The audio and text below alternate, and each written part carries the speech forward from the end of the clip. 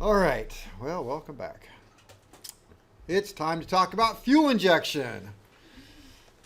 We've crawled and walked, and now it's time to run. So, fuel injection. But I did find, when I opened this one up, I'm like, why is it being a jerk? These pictures. Jeez, shut up. Because these are worth talking about. There we go.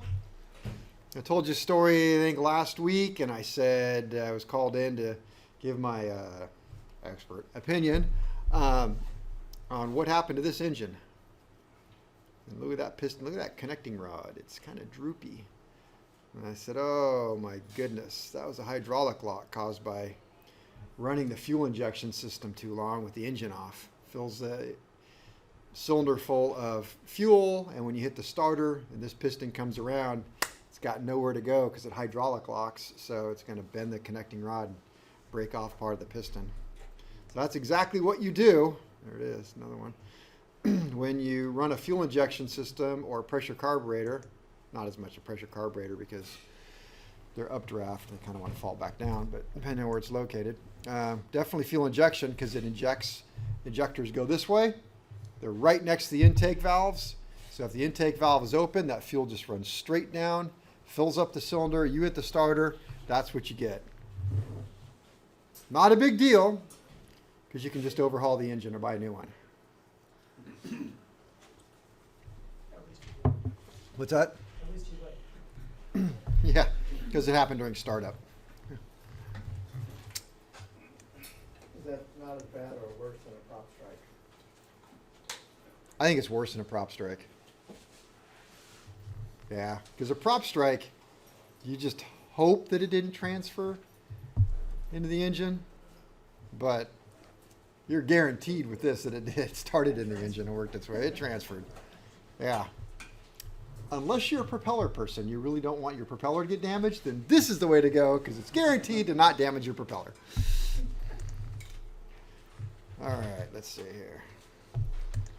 This is a picture of the inside of an airplane. It is here because I don't remember. This is also a picture of the inside of an airplane. What is the difference between the two? Knobs are different. Knobs are different. Black one is? Well, you're supposed to know. You are. Black one is throttle. Blue one is prop. And red one is mixture. When I push the... Who drives a tractor in here? Tractor people are the worst. I mean, they're the best. But when it comes to tractors, to go faster, you pull back. So people who drive tractors have a hard time with airplanes because we go forward to go faster. And the propeller, the blue knob, we push it forward to increase RPM. And the red knob we push forward to rich in the mixture. So red knob, pull it back, is what position all the way back? It's idle cutoff all the way back. Even if it's a strong bird, we still call it idle cutoff, but it doesn't cut off anything. So blue knob, pull it all the way back. We go to low RPM, and black knob, to pull it all the way back, we go to idle. Now, I don't know if I've talked much about these two knobs, the black and the blue, but since we're on that subject right now, it can be a little confusing for you. And if you have trouble with this, see me. We'll sit at the simulator and I'll show you exactly how they work. Because in an aircraft like this that has a constant speed propeller, and that's what that blue knob means, we're going to get into a lot of this in a very short time. To take off, so for me to take off my airplane, right, I'm going to do a run up with the blue knob all the way forward. I'm going to start it with the knob all the way forward. I want high RPM. The prop is reasonably flat. And to take off, we're going to push the black knob all the way forward. So blue's already all the way in, red's all the way in. Take off, push the black one all the way in. Everything's all the way to the firewall. Off we go. Take off, clear about 500-800 feet above ground level and things look good. I'm going to reach over and I'm going to pull my black knob out a little bit. And what is going to change? Which instrument will change? Manifold pressure is correct. Because once I get past a certain RPM, sorry, those guys are all being weird. Once I get past a certain RPM, a higher RPM, then yeah, it's Michael's birthday. Hang on a second. Take off. All the knobs are forward and in. And RPM's going to go all the way to red line. It's supposed to. It goes right to red line and holds. And so we start a climb out, get to a reasonably safe altitude. I'm going to reach over and pull the black knob out. And my RPM is going to stay at red line. Now, if I pull it all the way back, it's not going to. You lose enough power, everything's going to come back. But I pull back just a little bit, and I'm going to pull back my manifold pressure just a little bit, so I'm not at 100% power, unless I want to stay there. I can. Pull it back a little bit. Manifold pressure is going to drop a little bit.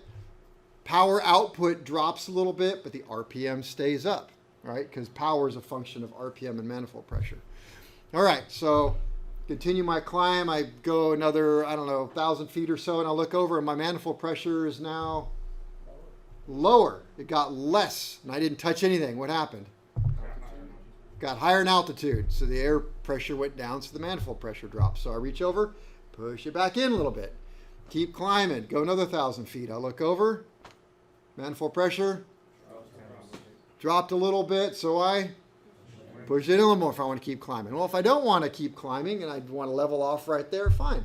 Push over, level off, build up a little speed, reach over. I'm going to pull the manifold pressure back to where I want it for cruise manifolds. Let's say I want to cruise at 21 inches. What did I have when I took off? How many inches would I have when I took off from here?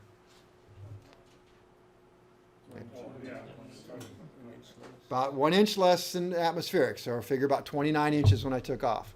So I get up to where, let's say I'm up 2,000 feet. I want to cruise at 21 inches. So I'll pull back.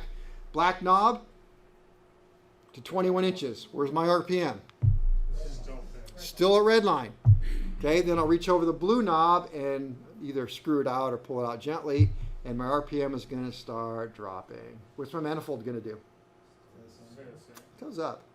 Just because as the engine slows down, think about the air has more time to get in. So it's going to go up a little bit. So I usually undershoot. If you want 21 inches, go to 20 and a half or something. And then pull the prop back and manifold will go up. And then the RPM will go down.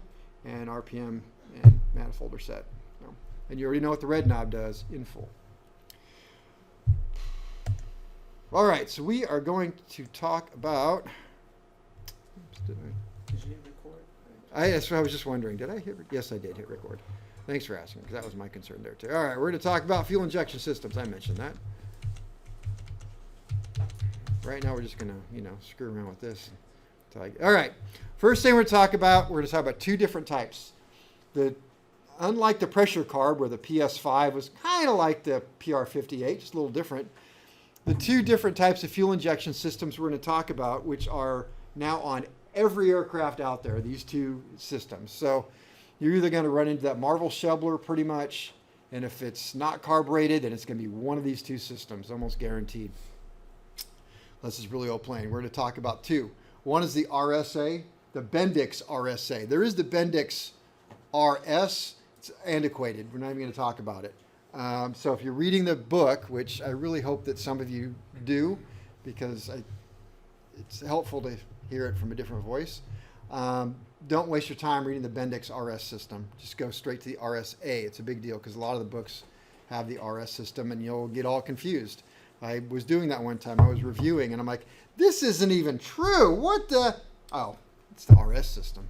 So Bendix RSA. The next one we're going to talk about is the Continental fit system. So the Bendix RSA goes on Lycomings. The Continental system goes on Continentals. And the two are just so completely and utterly different from one another. It's astonishing how somebody could sit down and come up with an idea that is just 180 out of this one. So anyway, well, since we have pictures here, I'm going to do an overview and then we'll do the notes. So I think you guys like that. Yeah. Okay. What we have is a servo or the whole fuel control unit, if you will. And then we have a flow divider and the nozzles. So you're going to have your fuel is going to come from the fuel pump into this unit. From this unit, it's going to go, well, there's several hoses, but the flow would be to the flow divider, from the flow divider out to each individual nozzle, to the cylinders. Flow divider goes on top of the engine. There is a vent on it. The vent should never face forward.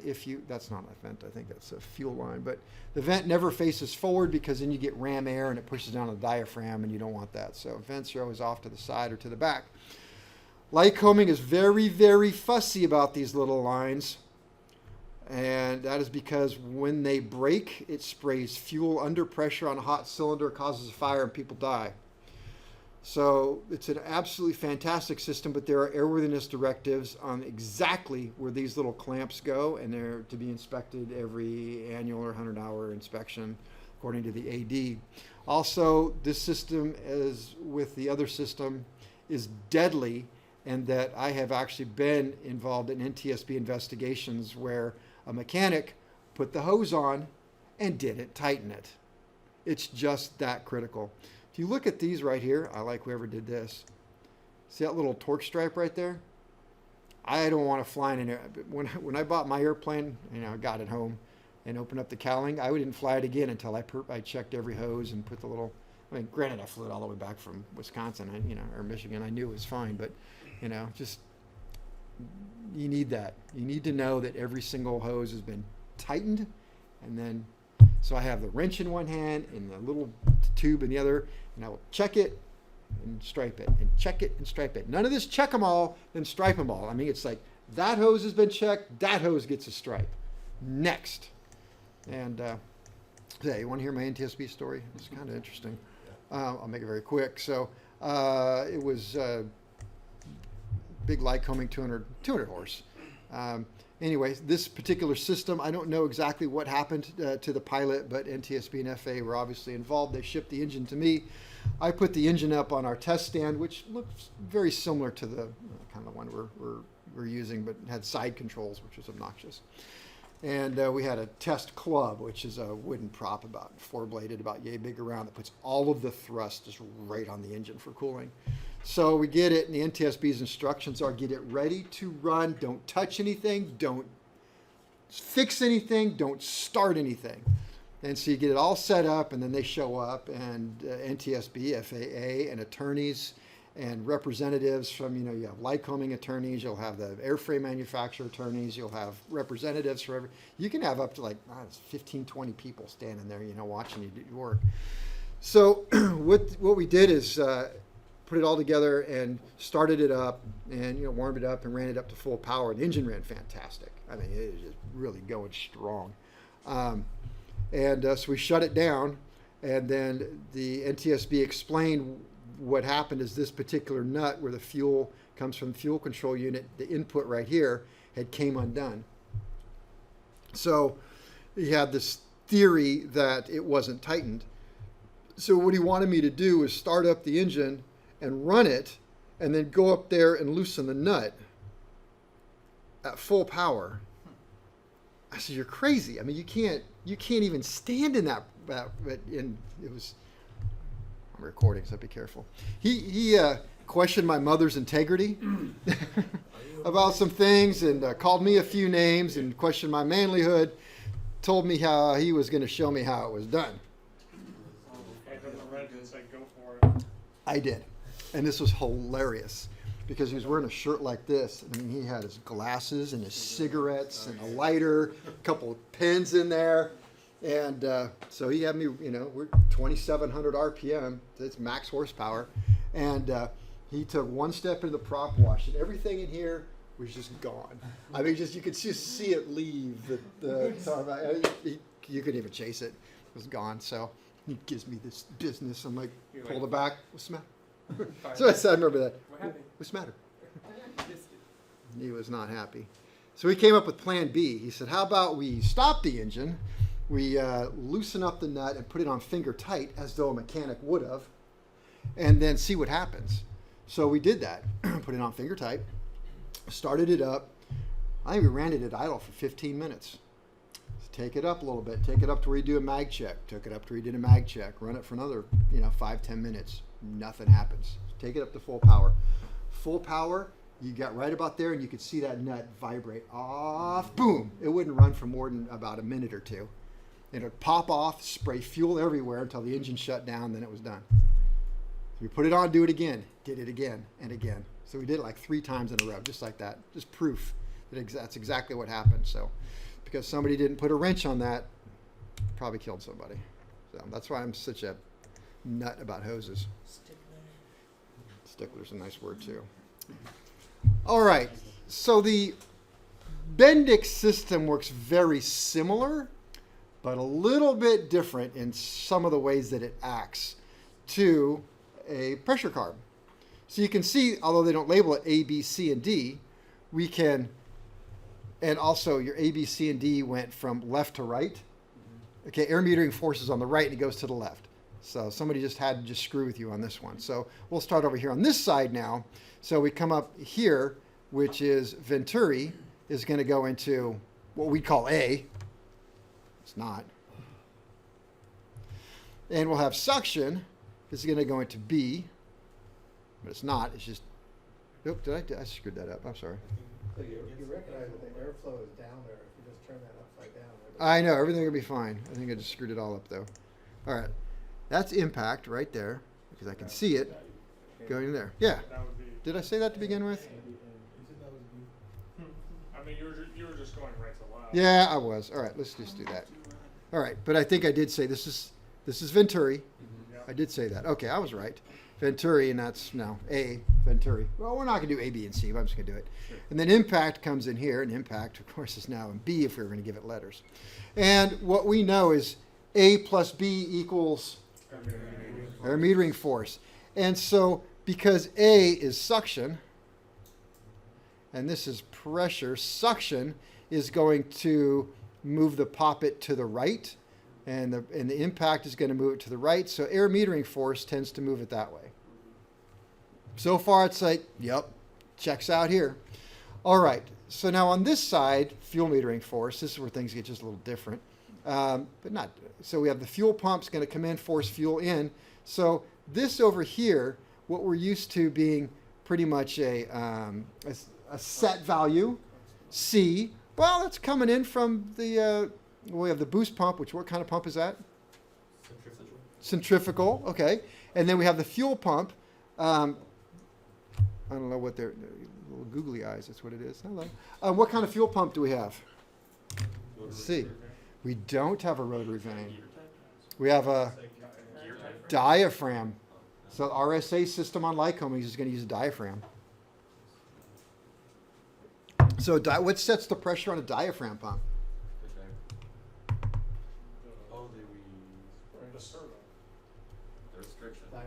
You're not wrong at all. But if we capped off the outlet, what causes the pressure of a diaphragm? What? The spring. It's the main spring pushing down on the diaphragm. So we have a relatively flat output pressure. The only thing it's dependent upon is the orifice size. So the bigger we make the orifice, the lower the pressure will be of the pump, simply because there's no back pressure. But otherwise, it's a constant pressure spring. So C is still going to be somewhat of a constant, just because the pump isn't really changing. All right, then on the other side, we have what is D. So this works just slightly backwards. So air metering force is going to tend to move it to the right. C is going to push it closed. What did it do in the pressure carbs? Did C help, or C worked with air metering force? Now C is not. C is detracted from. And so D, is D helping or detracting from air metering? D would be helping. D is now helping air metering force. So what you have between C and D, because of this orifice, is a difference of pressure. So just to give it some numbers, I'm making it up. Let's just say that this is, unmetered is 4, and then this one over here, as you can see by the little thing, they've got it actually less. Let me see if that works if I did less. So 3 and 4. So that would be a pressure of 1. Opening or closing? So we had 4 and we had Closing. 3. Closing. Yeah. 4 is moving forward that way. That way. Yeah. This closes it? It- 4, C, which C tends to close. Okay. Yeah. And so, and D, we can look at this way. Would D be, would it be higher or lower than C? So take two things into consideration. Number one, D has an orifice, So it's and 2, D has an outflow. So I have an orifice plus an outflow. C has neither an orifice nor an outflow. So which one is higher? C is going to be higher. So D is always going to be a little bit lower. So let's just say we're cruising along. Clean this up. And we're in some sort of cruise configuration. And I want to climb, so I give it a little more power. So a little more power, got a little more air coming in. So air metering force goes up or down? Okay, so air metering force is going to go up, which is going to do what to the poppet? Open it more. Okay, it's going to open the poppet. And we know that that's good because we have a DoorDash guy. You have to take a picture. Wow, thanks. No, Smile to the camera, smile. thank you. Yeah. It's huge. I like it. Yo, Whose birthday? Michael or Louis? Happy birthday! I'll tell him. It's terrible. You wouldn't want to. All right. So air metering force goes up.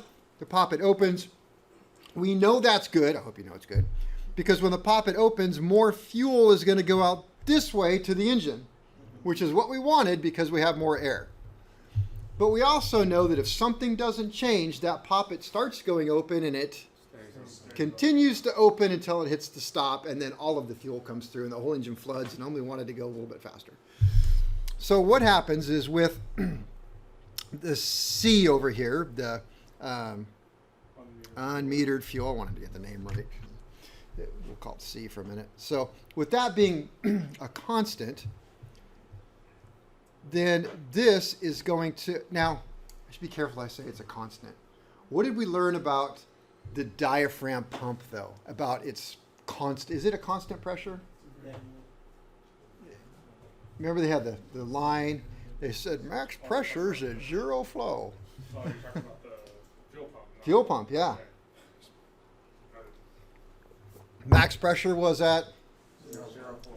but as soon as you got flow, the pressure started going down. So C isn't a constant, it's going to move too. So we just have to consider that. So anyway, so poppet valve opens a little bit. So what happens to the force here in this chamber right here, the metered fuel? It's reduced. So this one right here, as soon as that poppet, the pressure's going to go, pressure goes down. So the pressure goes, so it's going to open it, want to open it kind of too far, but yeah, we're looking for that equilibrium. So the pressure in D starts to go down. So pressure in D goes down, which if we stopped right there, we'd say, okay, so C is kind of a constant, but when flow goes up, it's going to go down. So technically, air metering force, these two went up. This one actually is going to kind of go down a little bit because, you know, we have more flow. It's got to go somewhere.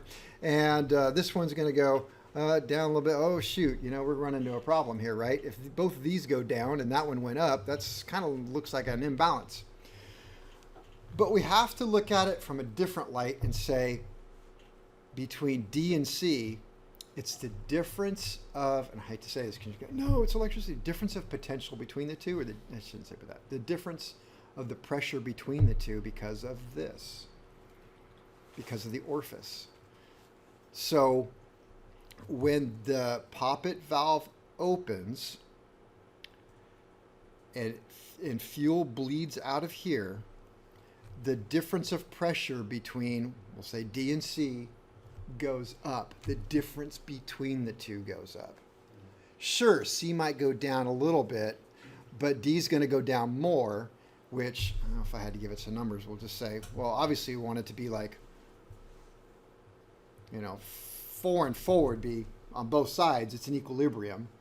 It doesn't do that. I'm not going to do that. I was trying to make up something in my head here because they're never in an equilibrium. So actually, it'd have to be like 4 and 3, right? If this is 4 and this is 3, that's a difference. And so we have a fuel metering force of 1.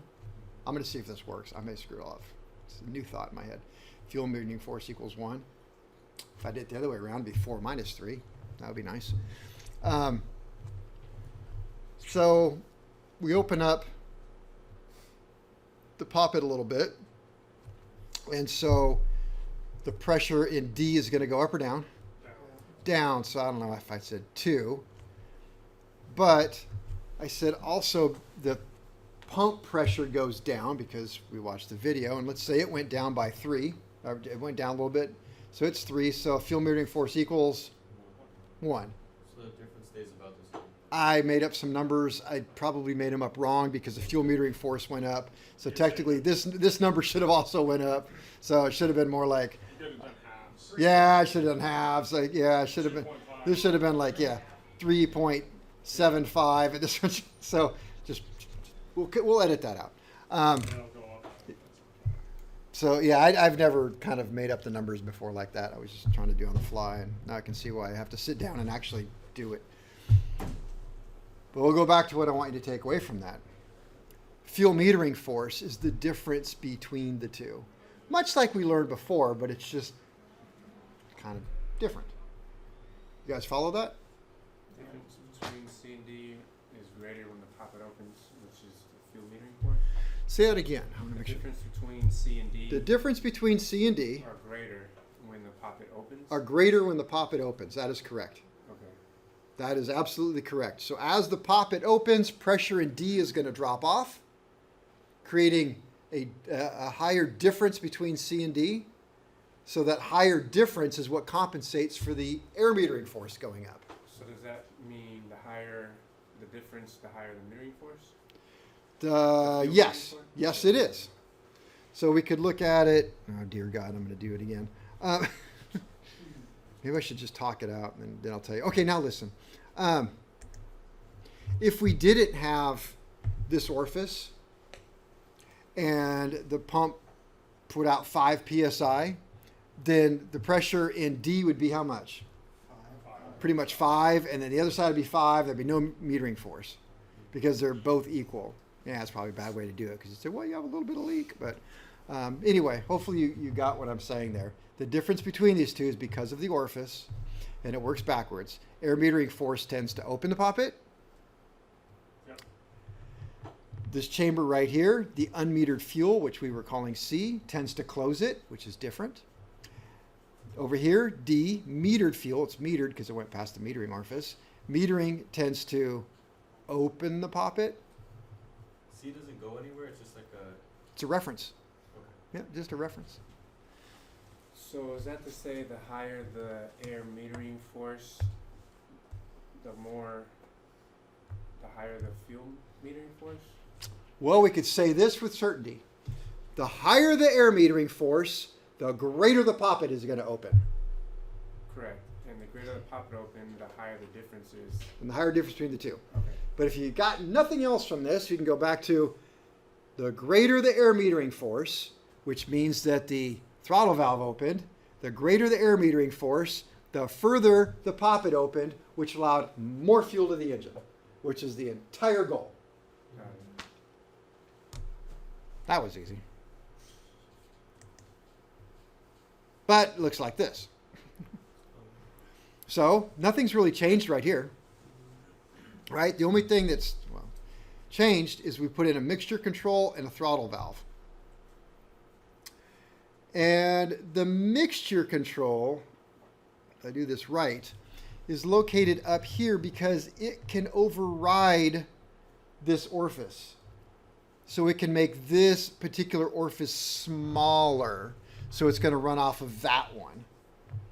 And of course, if we had a smaller orifice coming down into D, then we'd have a greater difference of potential, and that greater difference of potential would tend to close it more. And we do want it closed when we're on lean because we're trying to Shut up. cut off some of the fuel. So that works. All right, one more time. The mixture control is up here, and it's located before this main metering jet, we'll call it. Because when the fuel comes through here, if this is a small orifice, then the difference between C and D is greater, which means technically we have more fuel metering force, which causes the fuel to the engine to decrease and lean out. All right. Also, I think it's there because if I go all the way to idle cutoff, it shuts off that passage. And so you've got nothing. It'll bleed out everything. Throttle valve, of course, because we want to throttle down some of that. We don't want to mess with the fuel going to C, if you will. But we do have to shut down some of the fuel going out the poppet because we're at idle and we don't need all the fuel. So, but hey, good news. At idle, you may have heard this before, there's not enough airflow for there to be fuel metering force. So we have a spring. And this is one thing that I do not like about this system, and so I'm not going to make a big deal about it. We will just call it a constant head idling spring. They only wrote constant head. So constant head idling spring. And that is there to keep the poppet open for idle, because there's not enough air metering force. Yeah, you guys are getting it. All right, so that's all right. So fuel is going to flow around through here. Oh yeah, I can't. This drawing is such a weird drawing. It's got a little egg in there. I don't know what the hell. Okay, so then it's going to go the flow divider. Now the flow divider is its own thing. Continental makes a really big deal about they don't want their flow divider, which they call something else, to do any metering at all. So Continental, no metering. Bendix RSA, we want some metering to happen over here. So they have, and I can't find it in this drawing here, something they call V slots. So they are going to put V slots in there because they're shaped like that. And there's a poppet valve in there that as the pressure increases up on this diaphragm, it lifts up a little pendulum, a little stick. A little stick that's in there. And there's a bunch of V slots all around in a circle, and this poppet valve kind of goes up. And as it goes up, it exposes more and more of the V slot. So right about here, we have a mid-idle, so you have that much fuel flowing out to the engine. Then if I give it a little more throttle, I'm going to open up the poppet valve a little bit more. Poppet valve open a little bit more is going to allow more fuel to flow this way, which means more pressure out this way. If I get more pressure, it's going to move this poppet valve up, exposing more of the V slot. If I expose more of the V slot, engine gets more fuel until we get off the V slots and they're wide open, and then the fuel control unit itself is doing the metering. And you said each divider has a triangular V? Oh, they're all around the circumference of them, so it's a whole bunch of them. Let me see. What was that one company you said that does fuel injection for your cylinders? Oh, Gammy? Gammy. Do they have like a different kind of setup, or No, they just changed nozzles. just okay? We'll get into that, but these nozzles, yeah, we're going to talk a lot about nozzles, but not right this moment. For the most part, when you get a system, either Continental or Lycoming factory, you get 4 or 6 nozzles that are exactly the same. It's like, yeah, but that cylinder needs more fuel. That's not our problem. That's Gammy's problem. Gammy comes out and goes, no, okay, so this one right here, because of the way it is, and that one's going to need a little more fuel. This needs a little more less, and they do that with their nozzles. We can circle back around on that later. This picture right here just adds a AMC in the picture. Okay, this is a close-up of all of those chambers. Yeah, the air chamber, which so there'd have to be one over here too, which is not showing. And then you have another one here. This is fuel, which we called C, and this was over here. This is D with the servo valve in there. And like I said, I didn't want to make a big deal about this, but you have the constant head It's not the whole name. Idle. Idle spring, which helps Idle. keep the poppet open at idle. So you can see that it's pressing on right here. I'm sorry, you probably can't see that unless I use the little laser. Right here. So the way I look at it is this spring is pushing this piece right here away from this piece right here. And if this moves to the right, it's captured this and it's going to pull the servo valve off its seat to the right. So it's backwards for me. To the right. In addition to that, there is and that's why I said, if you just see constant effort and constant head, you can get them so mixed up. But there's one book out there that calls it a constant head idle spring. It's there to help with idle. Then there's the constant effort spring. And that one is there to help transition off of idle by opening these up a little bit. So, but I don't make a big deal about that. You can just say it, we'll get to that, write it down. It just assists. So that's how you can tell the two apart. We'll get to that. And okay, we can look at this one. So this is just a full scale now color view of what we're looking at. Actually, I can do it like this. All right. So we got to start at the beginning, don't we? Fuel inlet comes in here. And we're going to talk a lot about this fuel strainer because you can really screw these things up right here. So fuel comes in off the fuel pump to a fuel strainer, and we'll watch a little video. And this strainer should be checked every 100 hours. or Annual. all right, and that's according to need, right? Because I want you guys to know that you can't wait until overhaul to do this. It's got to be done somewhat. People say all the overhaul. If you're doing an annual or 100 hour on an airplane with this, you need to be concerned with that. Maybe it's every 25, maybe it's every 50. Look at the manual, but know that I can promise you it's probably not more. I can promise you probably. It's not going to be more than every annual 100 hour. If it's my airplane, I guarantee I'm not going past 100 hours or an annual without pulling that. Yeah, just put it on the checklist. And there's two ways to pull this screen out. There's a nice little cap over here, which you can unscrew and pull it right out. Or we have this size that has a hose on it. So in order to get it out that side, number one, you got to take the hose off. Number two, you got to unscrew that. You got to clean it. You got to put it back in. Then you got to make sure you put the hose on so nobody dies. Or you have the cap on the other side. Which way do you think you should take it out? Cap. And if you said hose, you're correct. The most difficult way is the way it comes out. There we go. If you take the cap off and pull it, because of the way the debris comes in, you dump all of the debris out inside of the control unit and say, oh, look at the screen, so clean, because you just dumped everything inside of here. So it's got to come out the other way. It's got to come out the hard way. So it's designed to come out that way. Yes, it is. Yeah. Why Then don't I- you just reverse it? Because of the way it's connected to this right here. I want to say they made a change. Some of them, you can actually take it out the other way. I think the new ones you can't. If you take the cap off, you'll be like, oh, the screen is stuck. Yeah, because it's welded to the inlet now. All right, fuel comes in here. We know we got to check that. It's going to come down into this chamber right here.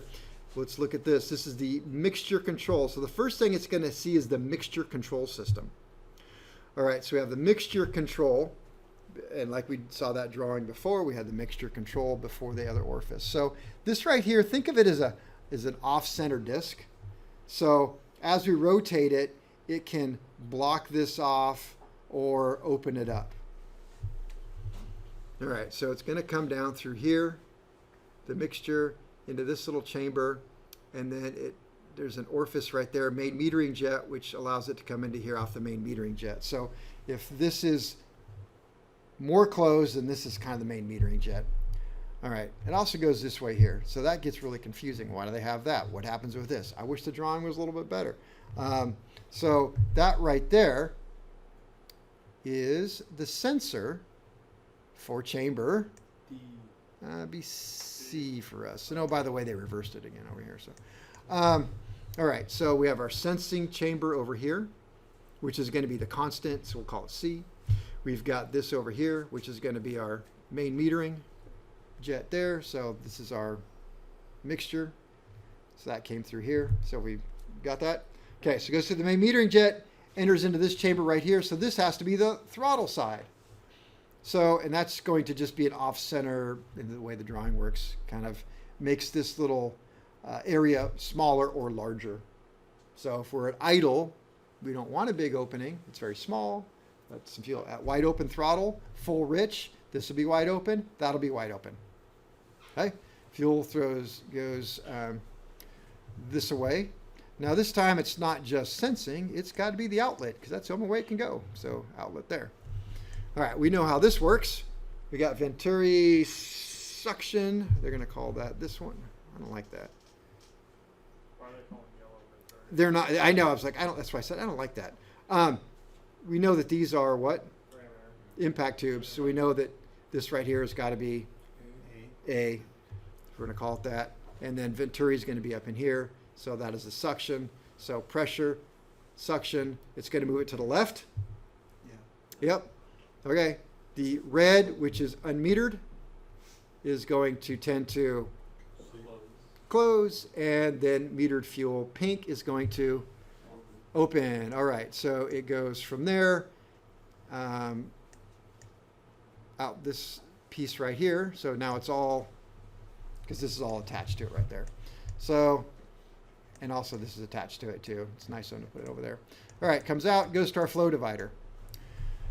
Ambient air on top, because if we had not had ambient air, didn't have a hole right here, then this would basically airlock and it'd be hard for the diaphragm to work. So what happens is we have fuel pressure comes in. When fuel pressure reaches a minimum on the diaphragm, it pushes it up enough for fuel to start flowing through the V slots, out the V slots to each one of the nozzles. The nozzles, nozzles, if you have a turbocharged, are going to be different. So these are non-turbocharged nozzles. They're open to the atmosphere. Fuel goes through, it sucks in air to atomize the fuel. There's a little screen right there, and it runs it through an orifice, calibrated size orifice, injects it into the cylinder. It's a constant flow system. They don't pulse. They spray continuously. And so it's always spraying, and the intake valve just opens and closes as needs be. When you pull idle cutoff, the spring is there to help push it down and lock it off so you don't get this idle run on. All right, this is a very important point. This right here is the flow gauge. It tells you how many gallons per minute is flowing to the engine. Now you should ask yourself, how exactly is this line that is coming to here and ending here, how does it measure flow going into an engine? Because a true flow gauge, right, when you take off and you want to put on a real flow gauge, like I did with my JPI system on an airplane, you get a little thing about yay big, and you look in it, it says, do not blow air into this thing. And you look in there, and there's a little paddle wheel in there. You know, a paddle wheel, like an old-timey paddle boat. There's a little paddle wheel, and as the fuel goes through there, it makes the little paddle wheel move, and that's the transducer, and that sends a message that says that's how many gallons per hour are flowing, because it's literally flowing past the paddle wheel. Where's the paddle wheel? How does this work? Is it just going off pressure? The more pressure, the less fuel, or less flow? It's exactly what it is. It's a pressure gauge. So they got a pressure gauge that used to say 0, 5, 10, 15, 20, 25, 30, and they gave it to some guy and they said, erase all the numbers. So he erased all the numbers, and they put it back in, and they ran it, and they figured out, well, if the needle's there, that would be 10 gallons per hour. This would be 20, 30. And so they just recalibrated a pressure gauge. So instead of reading PSI, because we're mechanics, we would have loved that, but now we're talking about dumb pilots, they just changed it and wrote gallons per hour because they'll never figure it out if we don't tell them. So I tell you that to tell you that it works until it doesn't work. So what happens if I partially plug up this fuel injector nozzle right here? What happens to the pressure? Pressure should go up. Pressure goes up. So what's my pressure gauge here going to do? And what's the pilot going to tell me? I got more fuel flow. I got too much fuel. So what are they going to do? Try it back. Pull the mix back. And so they're going to call you up and say, well, fuel flow is just off the charts. Well, because you got a blockage. No, you didn't understand what I said. The fuel flows up. I know what you said. You got a blockage. I'm calling somebody else. You're an idiot. So, like, okay. I wouldn't. But so you understand this reads different to us than to a pilot. It's a pressure gauge. So if a pilot ever says the pressure went up, or I'm sorry, the flow went up, you know that pressure went up because of a blockage. Now, if it went down, it's still a blockage. If we block off the air ports to this, what's on the other side of this nozzle? Cylinder, which is causing suction. So if I put a whole bunch of suction on this, instead of the fuel being pushed out by the fuel pump, I got air trying to pull it too. What's my pressure do? Pressure goes down. And what'd the flow do? Flow went up. So like, yeah, it's running so rich, but my flow is down. I don't get it. Wow, that's because you got a blocked air passage. Fuel's being sucked out. So it made your pressure gauge drop down, which we call it a pressure gauge, but it's really a flow gauge. So, all right. Cover everything. As with anything, we can put an AMC on it, and an AMC is just like the PS. In fact, it looks exactly like the PS5s. It's an inverted needle, and we just created a bleed between the two air chambers. And so what happens as we are down low, this is going to expand or contract. Try it again. As we're down low, does the bag of chips expand or contract? Bag of chips is this way. We go up in the altitude, my bag of chips. Okay, so it expands. So down low, it's going to be contracted. And did you say that? What did you say? Sorry. When you say you're like down low. You know what? He was like, All I'm thinking about is I got 2 more minutes till I have my cake over here. Whatever he says is He's like, usually wrong. contracts. Whatever he says is wrong anyway, I so. was like, no, you're right. And then you're like, no, you're wrong. And I was like, hold up. I was like, over here, like. Okay, you tell him. So we go up at altitude, what happens? It gets bigger. Yes, it gets bigger, but we're down low, it's contracted. Should have said that the first time. All right. All right, so as we go up in altitude, this thing is going to get bigger. And so that is going to drop the needle down so that the space right here becomes more. So we have Venturi suction pulling off some of our impact air, which lowers the air metering force, which causes the mixture to get leaner. Awesome. All right, break time. Cake time. Cake time.